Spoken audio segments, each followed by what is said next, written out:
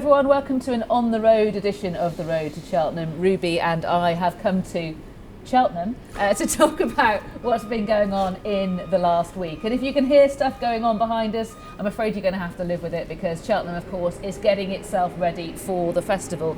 You were having a chat with everybody. They don't seem that worried about the coronavirus. Obviously, that is something that has been raised as a potential fear for large gatherings such as this. I think it's out of their control, and they will be led by the government and whatever the government says. So I don't know how much Cheltenham can really do about it. Only hope that there's not a cluster of corona cases in the UK, and fingers crossed there isn't. And have some good contingency planning in place just in case the worst happens. It is, but what do you do if the worst happens? I mean, postpone it for 3 weeks. Who's to say you'll be allowed racing 3 weeks? Then you're on top of entry, then postpone it to where and when.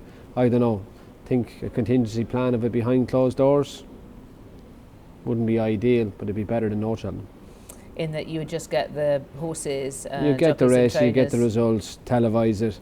Everyone would have to stay at home, but you'd see it all. At least the season wouldn't be lost. I mean, these horses are being peaked to run in March. You're going to be into entry, into Ferryhouse, into Punchestown. I don't know, it's far from ideal, but it'd be better than a foot and mouth scenario of 2001 where we had no festival. So let's start by talking about the horses that have run in the last week, some of the significant ones. And top of the bill, I think, is Solo, the horse that hadn't run for Paul Nicholls this time last week, but then ran at Kempton in the Indonis, won, and is now favourite for the JCB Triumph Hurdle. Yeah, and he was impressive. Like, he came from Guillaume McCarsey, 2 runs, one in October and one in November. He was second the first day at a big price, then went and bolted in the second day. And he's done a pretty hard thing, and that's to come from being in training in France into a yard in the UK. Paul always calls it acclimatising. He's acclimatised really quickly, and he's gone and bolted in the Adonis. Now, he beat Fujimoto Flyer, won a Killarney Maiden, then went to France and won a good race, subsequently bought by Simon Munir and Isaac Suede. What is Fujimoto Flyer, though? To me, she's probably at best a 140 filly. Solo gets rated 157 for beating her, jumped above all the juveniles. Is a little bit of an overreaction. It was a really good performance, but I'll have to watch him do it here before I believe it.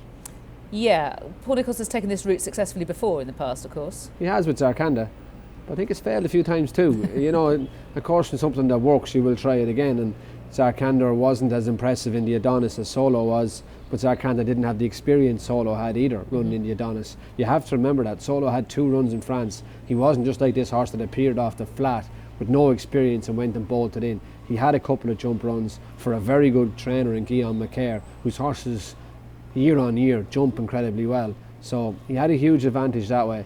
Different track, different day, different ground here on the Friday of the festival, and a different field. All Mankind, Goshen, A Wave of the Sea, Aspire Tower.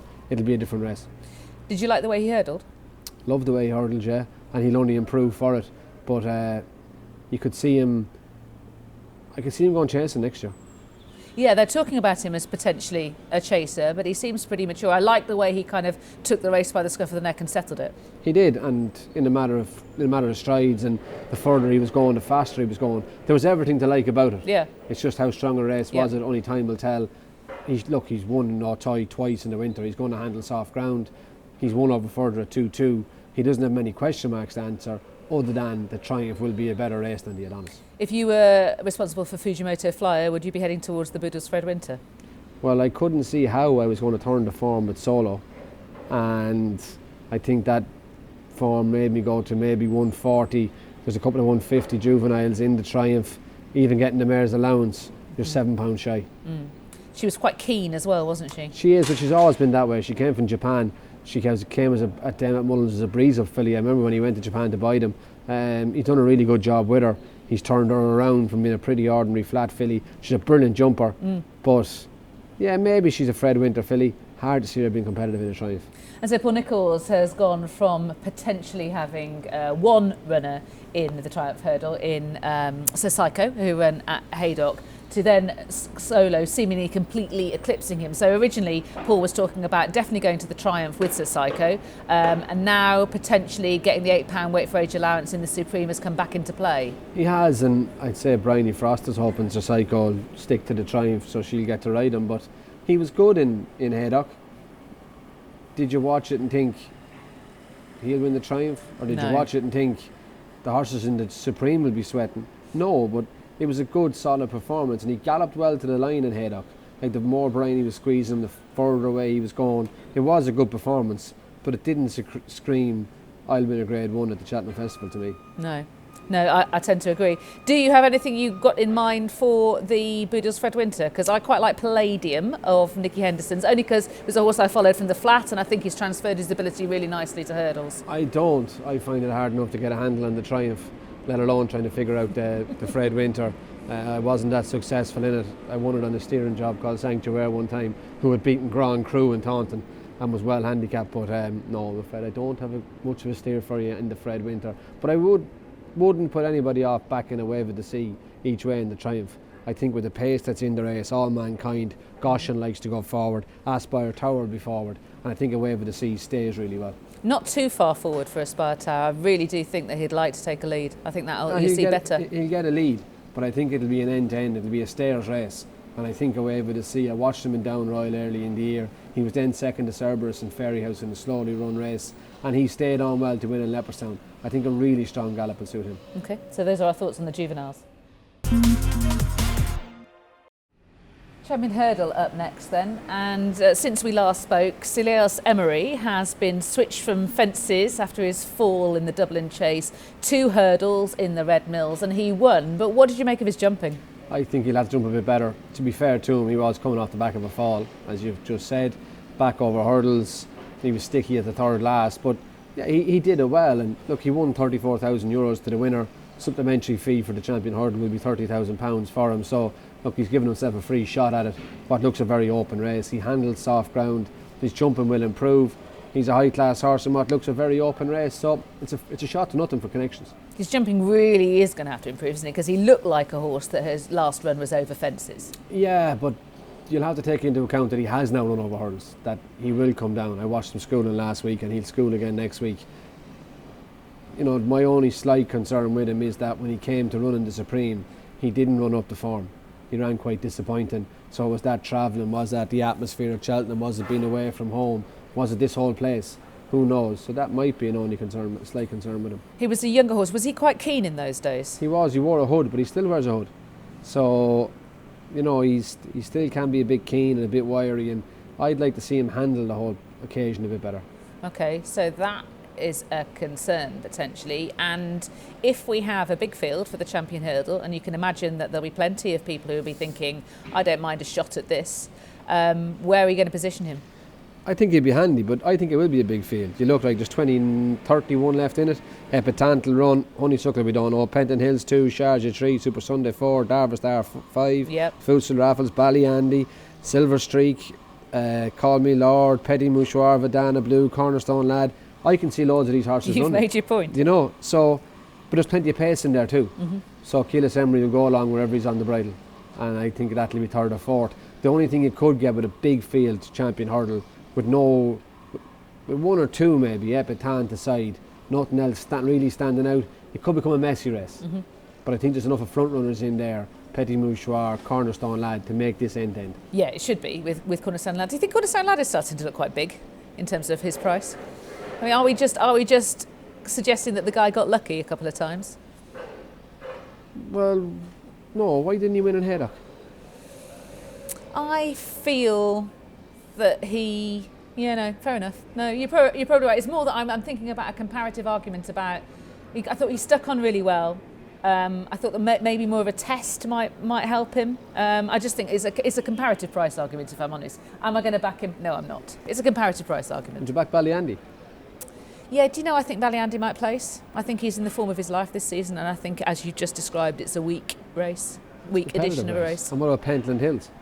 Now, I was going to ask you about him, because he's had a small wind procedure, hasn't he? And let's have a look at Pentland Hills and what he did the twice that we've seen him this season. We've seen him in the International Hurdle, and we've also seen him at Haydock as well, when his engine just seemed to cut out in the closing stages. Did he look like a horse who everything would be resolved by a wind-up?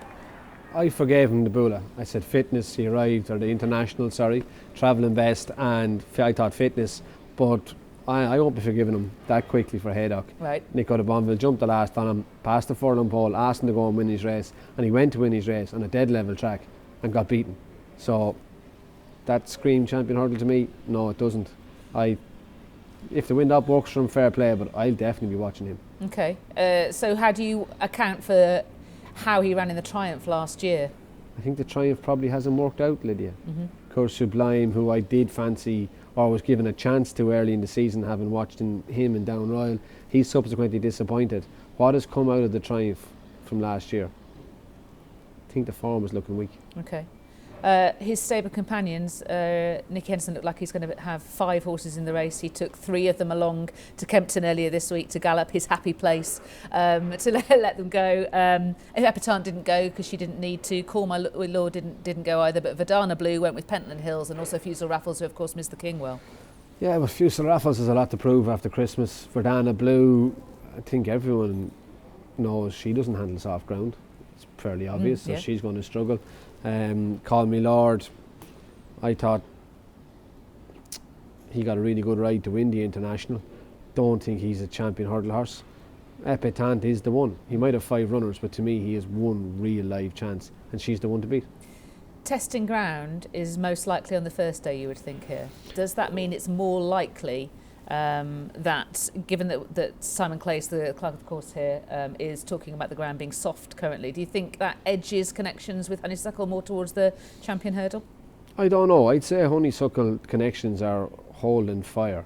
They've made no secret that the mares is their preferred option, but they're not going to commit to the mares and something happened to Epatante and then think, oh, we're going to go to the champion.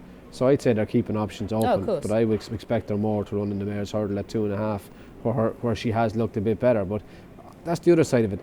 People said the ground will be softest on Tuesday.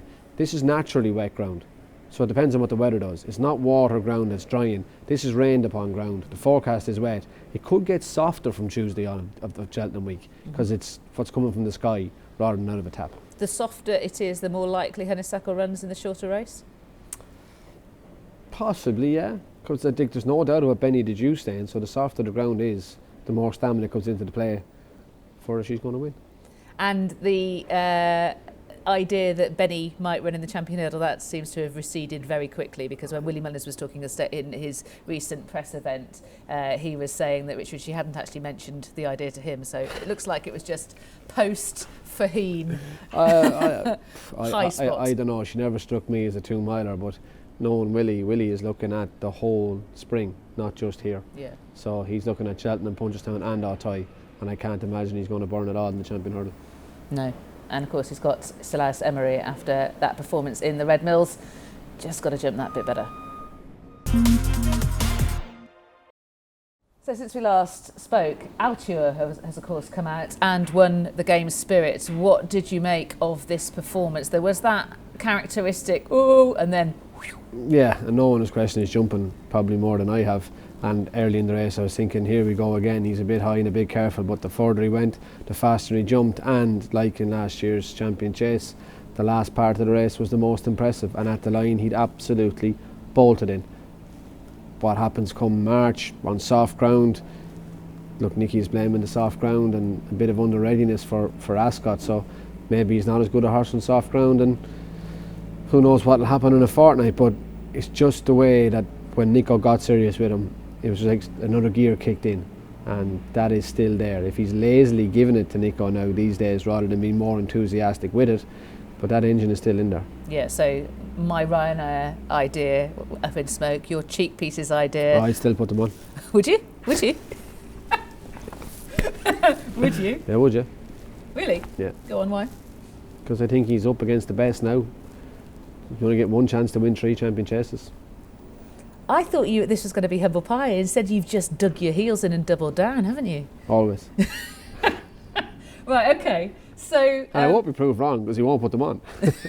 Yeah, it's a shot to nothing. That's a good point. The question is whether Altior can afford to hit the flat spot, or however you want to term it, look vulnerable against 2 horses, not even just one horse, of the potential calibre of Defi Desoy and Chacun Pessoir. Yeah, but look, I suppose when Bundoran fell at the water, that turned into a messy enough race tactically in Newbury, and I think the Champion Chase would possibly undersaw on soft ground. It's going to be end to end. Will there be that flat spot? who knows? I don't think it's going to be a sudden injection of pace anywhere. I think it's going to be a bit relentless, and that could see Altior's, stamina really kick in. Hina's thought about Underso at the ages that he is, having run in the Ryanair for the past 3 seasons, is he still good enough to give an end-to-end gallop for as long as you're anticipating at the class required? He did in Punchestown 10 months, 11 months ago. He went toe-to-toe with Min and got Min at it rather than Min getting him at it. So when he's on a going day, yeah, he most certainly is. So I'm delighted to say here on the road to Cheltenham that we have been joined by 2 of the BHA's chief jumping handicappers. The team leader on the left-hand side of the chasers is Martin Greenwood, and on the right-hand side, Andrew Mealer, who's the team leader of the hurdlers. Guys, welcome to the show. I take it that you're both fans of Road to Cheltenham and watch it regularly? Absolutely, yeah. Absolutely. Never miss an episode. Well, it's great to have you both here, and it's a good opportunity to talk about some of the controversial subjects that tend to come up annually, and also some things that have made the news recently. Let's start with the one that comes up annually. Every year, it's here come the Irish horses. They've been given far too high marks by the likes of you two, and they've got absolutely no chance of winning any races. Who would like to start? To be honest, I'm not sure it's actually that controversial these days. I think generally the Irish trainers now just accept that, generally speaking, when they come and run over here, whether it's at Cheltenham or any other time of year, we will rate them. We rate these horses ourselves, and generally speaking, they will be higher than they are in Ireland. And look, you can argue around about interpretations of forms and ratings, but the facts don't lie. And the fact is, Irish horses have done particularly well at the festival in recent years. So, the results don't lie. We do all Irish races ourselves, so we handicap every Irish race as though it's an English race. So from Downpatrick to Fairyhouse, we do every single race the same. We come up with our own opinions, and those are the opinions we use when and if Irish horses are entered in the UK, because it's our jurisdiction and it's our opinion that matters. Of course, that works in reverse when English horses go to Ireland. But how do you account for the differences between the two systems? The differences in the numbers that you come up with? Well, there are actually some differences, which sometimes isn't appreciated. There are actually some differences in the two handicapping systems. Well, there's a different weight for age structure for the kick-off. So if you've got 4 and 5-year-olds running against older horses, that can be, that can account for the difference. In Ireland, horses have to re-qualify over fences, whereas over here they start out over fences from the hurdle marker. That's a big difference. And the third main difference is over here, we, BHA handicappers, we can take account of form in the alternate coach. If a horse wins a chase, I might want to move its hurdle rating or vice versa. Whereas in Ireland, they very much stick to hurdle ratings based on hurdle form, chase ratings based on chase form. Okay. So recently, Kevin Blake has called it protectionist handicapping. What do you think of that?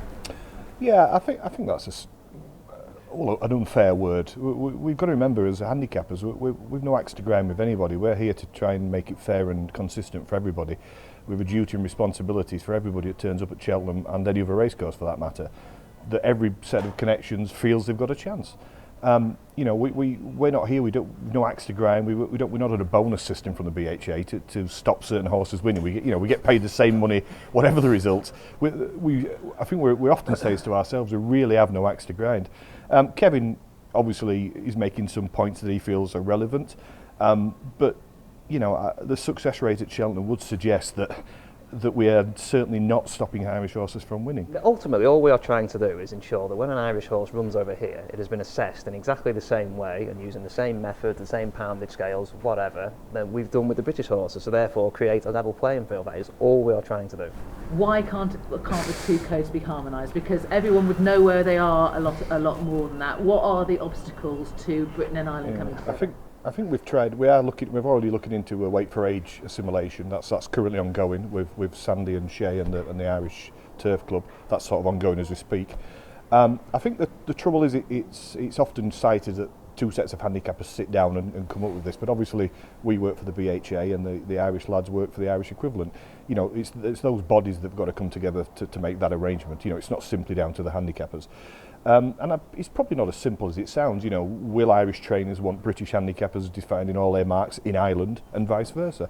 So I don't think it's quite as easy as it sounds, although I do think maybe sometimes we can look into a system where we could actually show the Irish marks in England on a consistent basis. Well, that would clearly help, because obviously today all the Irish trainers are waiting to see what marks they're going to get, whereas, you know, in theory they could have known their marks 2-3 weeks ago when this horse's last ran. So, you know, maybe that is something, you know, that we, the BHA, can obviously look into. Yeah, just to add, we do have got quite a lot of emails and phone calls from Irish trainers on a regular basis that know the system, if you like, and will ring up or send an email, you know, can you tell me what mark it will be if it runs in the UK? So a lot of trainers are aware of the marks, and plus every mark that we change from an Irish runner we do send to the Irish handicappers, so they could actually in fact ring the Irish handicappers to find out the new English mark. Okay. So there is ways around it. The horses that always cause the chase team concern, and just touching on it briefly, the novice chase in Ireland, obviously we've touched upon that they have to qualify a different route, so they're always much more difficult when they come to England, because we then rate them as we would an English novice. So I'll give you a quick example. Sam Spinner, for instance, is an English trained horse. He's currently rated 159 chaser, not 140. And that same approach applies to horses like Dallas de Picton's, Early Doors, who was rated too highly to actually run in one of the races, Glenn Lowe, who obviously pulled out. They'd all be much higher than they are in Ireland. But that's simply because we're treating the same as a GB horse, and they're racing in the GB, and that's how it works. Going back to your original question, I don't think there's anything that I struggled with too much, apart from that sort of group of horses. But I'm sort of, as a racing fan, looking forward to sort of the Gold Cup, which is obviously my division. Looks a really open race, £6 cover about half a dozen horses, and obviously the Queen Mother as well. It's an absolutely cracking race. So as a racing fan, those are races I'm really looking forward to. If I was a betting man, and of course I just want to make this abundantly clear, BHA handicappers do not bet, I'd have Defa de Sol in the Queen Mother, a really, really good horse. In the Gold Cup, I liked the RSA last year. I said very strongly at the time, I thought top of the game, Delta Work, Santini were really interesting horses in the Gold Cup, and I'm going to stick with Delta Work and Santini. I think I like Lost in Translation for that race. I know it wouldn't be the first horse that disappointed Kempton and then bounced back at Cheltenham. Totally agree. So, he shouldn't be ruled out. I think there's half a dozen in the Gold Cup that you could honestly give a really strong shout to. Yeah, it's obviously very open. But I'll stick with the RSA from last year. How about you, Andrew, in the hurdles? Looking forward, obviously Stayers hurdle. I mean, look, it looks like it's going to be a penalty kick for Paisley Park. I don't think it's going to happen, but if Benny Deju did turn up, that would be fantastic. Presenting Percy? Yeah, I'm not sure. I mean, I'm not sure what to expect of him back over the hurdles these days. I'm not sure. I mean, Benny Deju is an absolutely top-class mare. If she turns up with the £7 allowance, then we've got a race in our hands. Seems like she's going to go for the mare's race. That's not going to happen. So, a bit of a penalty kick for Paisley Park. Quite looking forward to the Albert Bartlett, actually. He's got a couple of interesting horses. David Pipe's horse that won a Haydock a couple of weeks ago. Yeah. I'm so glad you mentioned that. Because it just seems as though that race, providing he's over the race at Haydock, which was a hard race, and it was only, 2 weeks ago, so it'd be about a 4-week gap between that and Cheltenham. Providing he's over that, it just seems as though the race is going to be absolutely tailor-made for him. It's going to be all about stamina. You know, he's been second in the Welsh National and the Grand National Trial at Haydock. You know, if he's there with a chance at the bottom of the hill, he's going to stay. And ratings-wise, he's actually the top-rated staying British novice at the moment, so he's actually got a good chance on form as well, so great. The 3-mile novice here is attritional, yeah, and you really do need a stayer. I think sort of horses that look like they could be stayers, you know, in over 2.5 miles, often get found out in that race. They go a hell of a gallop, and usually it's a really, really strong stayer that wins that race. And a horse with a hell of a lot of experience. Yeah, and guts. Yeah. Which Ramses has got in bundles. Well, that's the other thing, because a lot of the other horses will be having their 4th or 5th runs and probably never been in that sort of field and that sort of race, whereas he's obviously got all the chase, he's got all his chasing experience going back, so yeah. So for the final part of the show, we've got Ruby back in to talk about some handicappers that have caught his eye lately, what with the weights having been unveiled yesterday. So we're starting with Front View is the first one you're talking about. Yeah, I think maybe in the Martin Pipe, if that's where he chooses to go. I thought he ran well in Thurles behind 5 o'clock on his last start. Was second to Envoy Allen in a maiden hurdling down Royal back early in the season. Won a maiden hurdle in Cork. I just thought he made a bad mistake at the last in Thurles and stayed on really well behind 5 o'clock. He's a novice, fits the profile as a 5-year-old for the Martin Pipe. Okay, and then we're moving to a horse that ran pretty well at Cheltenham and Aintree last season, but is now in different hands. That's Canardier. Yeah, he's been moved to Willys from Dermot McLaughlin. Ran really well in the Coral Cup. I thought Barry Garrity gave him a super ride to finish third in Aintree. I don't see where the scope for improvement is. I think he'll be a sure price on people's lists. I hope they're right, but I'm not sure there's much scope for improvement there. So you think people say move to Willie Mullins? Yeah, I'm going to dump in. I don't know, he's going well at home, but I don't see where the improvement is. Okay, The next one will have everybody shouting at the TV, and that's the storyteller. The storyteller. 142 in Ireland, 149 here. I just hope Davy Russell is doing as much giving out as he was about the mark presenting purse he got. That'll do me. If Davy Russell starts giving out, it's time to get on.